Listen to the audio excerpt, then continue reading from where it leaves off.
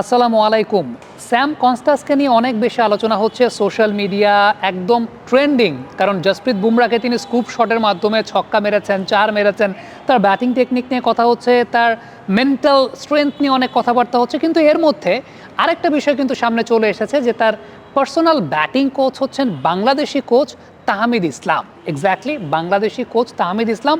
বলে নেওয়া ভালো, তাহমিদ ইসলাম স্যাম কনস্টাসের টেকনিক্যাল সাইড নিয়ে কাজ করেন, আবার তার মেন্টাল সাইড নিয়ে কাজ করেন শেন ওয়াটসন। খেয়াল করে দেখেন একটা দেশের ক্রিকেট কালচারটা কীরকম, যে একটা প্লেয়ারের টেকনিক্যাল সাইড নিয়ে একজন কোচ কাজ করেন, আবার মেন্টাল সাইড নিয়ে আরেকজন কোচ কাজ করেন। এখন এই জায়গাটাতে তাহমিদ ইসলামকে কিন্তু এই মেলবোর্ন টেস্টে অস্ট্রেলিয়া টিমের সঙ্গে রাখা হয়েছে এই কারণে, যেহেতু স্যাম কনস্টাসের বয়সটা মাত্র 19, যেহেতু খুব তরুণ একজন ক্রিকেটার, তার সাইকোলজিক্যাল ব্যাপার আছে, তার টেকনিক্যাল জায়গা আছে, সব কিছু মিলে তাকে টেক কেয়ার করার জন্য তাহমিদ ইসলামকে সঙ্গে রাখা হয়েছে। এবং সেই সঙ্গে আরও একটা খুব গুরুত্বপূর্ণ বিষয়, যে অস্ট্রেলিয়ান মেইন টিম বা মেইন টিমের যে কোচিং প্যানেল, তারা তো তার টেকনিক্যাল জায়গা সম্পর্কে খুব বেশি জানেন না। সো এই টেকনিক্যাল কনসালটেন্সির জন্য তাহমিদ ইসলামকে সঙ্গে রাখা হয়েছে।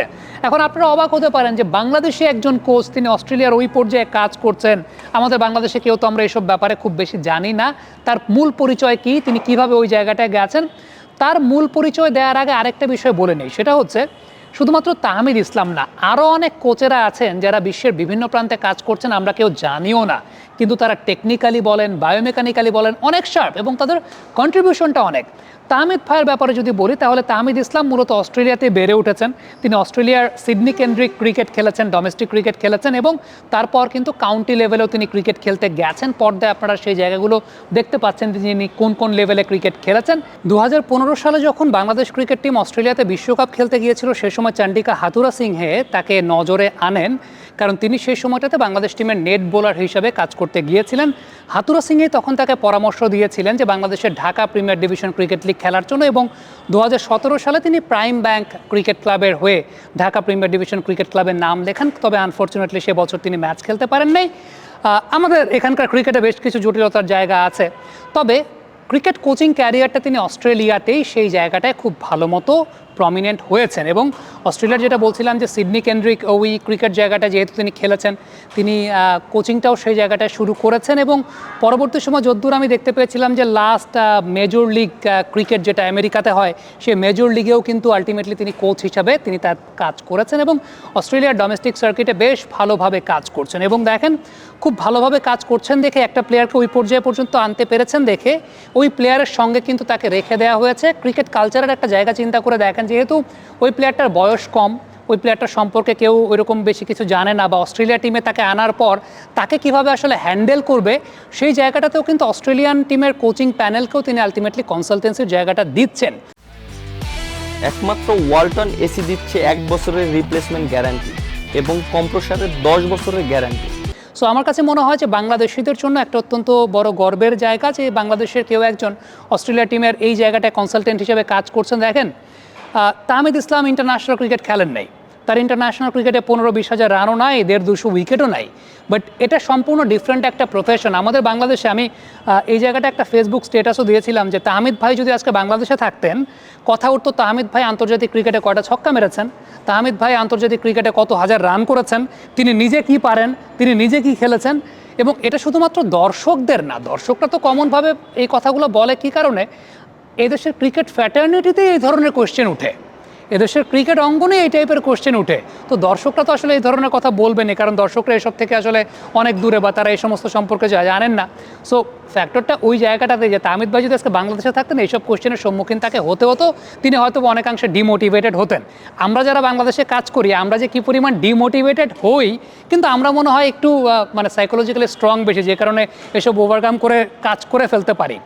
বাংলাদেশের আরও অনেক কোচেরা আছেন যারা বহির্বিশ্বে কাজ করছেন, অন্যান্য জায়গায় কাজ করছেন। এখন এই মেধাগুলোকে আমরা বাংলাদেশে আনতে পারছি না কেন? কারণ আমাদের এখানকার মানুষের মেন্টালিটিতে প্রবলেম, আমাদের এখানকার ইনফ্রাস্ট্রাকচারগত প্রবলেম, আমাদের এই জায়গাটায় ভিশনের প্রবলেম। আমি যদি শহীদুল আলম রতন স্যারের কথা বলি, তিনি ইংল্যান্ডে কাজ করছেন, ওভাল কেন্দ্রিক ইংল্যান্ডে ডোমেস্টিক ক্রিকেটে তিনি কাজ করছেন, এবং সেই জায়গাটায় আমি এখন আপনাকে ছবিগুলো দেখাচ্ছি, রতন স্যারের ছবিগুলো দেখলেই বুঝবেন যে ইংল্যান্ডের ডোমেস্টিক ক্রিকেটের সঙ্গে তিনি কত ওতপ্রোতভাবে জড়িত।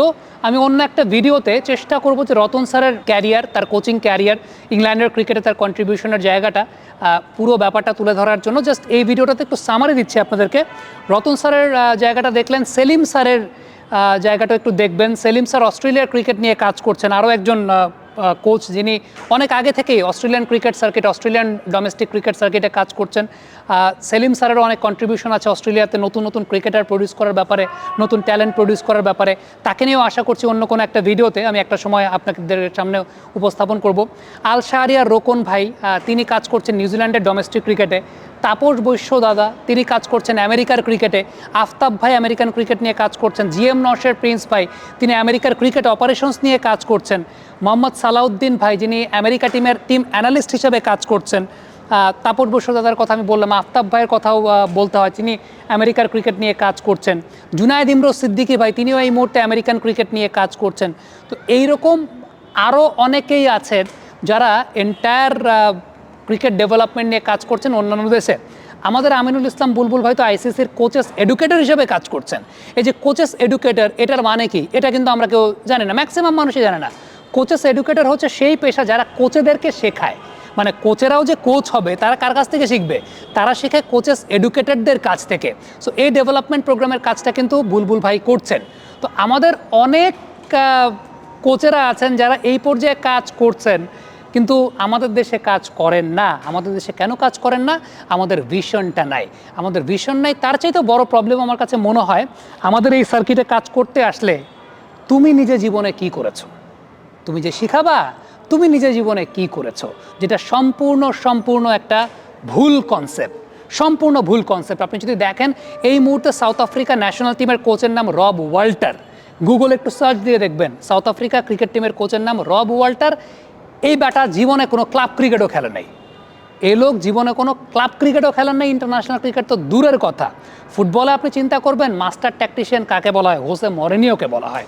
হোসে মরিনিও জীবনে ক্লাব পর্যায়ের ফুটবল বলেন, কোনো পর্যায়ের ফুটবল, এলিট লেভেলের ফুটবল তিনি খেলেন নাই।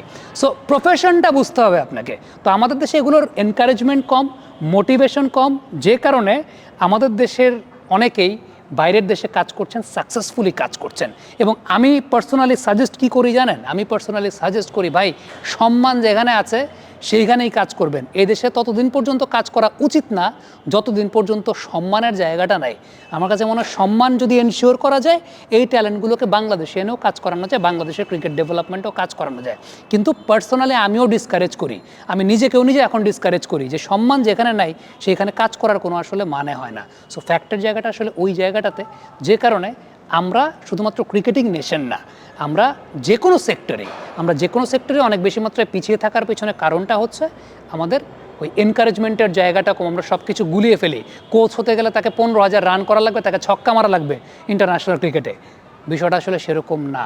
তাহলে সচিন টেন্ডুলকার পৃথিবীর সবথেকে বড় কোচ হতেন, ডন ব্র্যাডম্যান পৃথিবীর সবচেয়ে বড় কোচ হতেন, ব্রায়ান লারা পৃথিবীর সবচেয়ে বড় কোচ হতেন। ব্যাপারটা কিন্তু সেরকম ঘটে নাই। কমেন্ট বক্সে আপনাদের মন্তব্য মতামত জানতে চাই।